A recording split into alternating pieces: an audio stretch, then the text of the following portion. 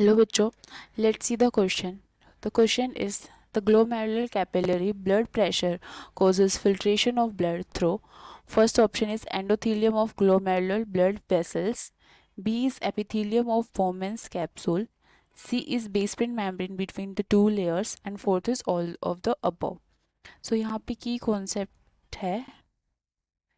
key concept is urine formation. Urine कैसे कैसे बनता है? सो यूरिन जो होता है वो 3 स्टेप में बनता है. First is filtration, glomerular filtration. फिर होता है रीएब्जॉर्प्शन एंड सिक्रीशन. सो यहाँ पे हमें ग्लोमेरुलर फिल्ट्रेशन के बारे में पूछा गया है. ग्लोमेरुलर फिल्ट्रेशन इज जो ग्लोमेरुलर कैपिलरीज होती हैं, एफरेंट आर्टीरियल आया वो टफ कैपिलरीज में कन्वर्ट हो जाता है जिसको हम बोलते हैं ग्लोमेरुलर कैपिलरीज. सो यहाँ पे हम पढ़ रहे हैं glomerular filtration.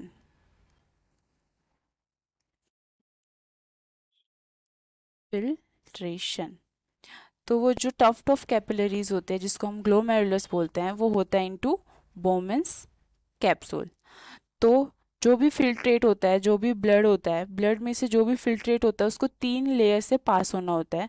First layer is जो कैपिलरी होती है उसमें सिर्फ एक ही लेयर होती है, एंडोथीलियम, ताकि वो अच्छे से पास हो सके फिल्ट्रेट. तो endothelium of glomerular capillary, glomerular capillary की एंडोथीलियम.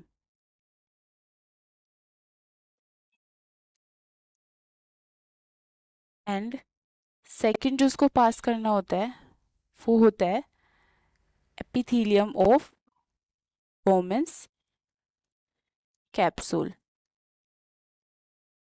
Epithelium of बोमेंस capsule.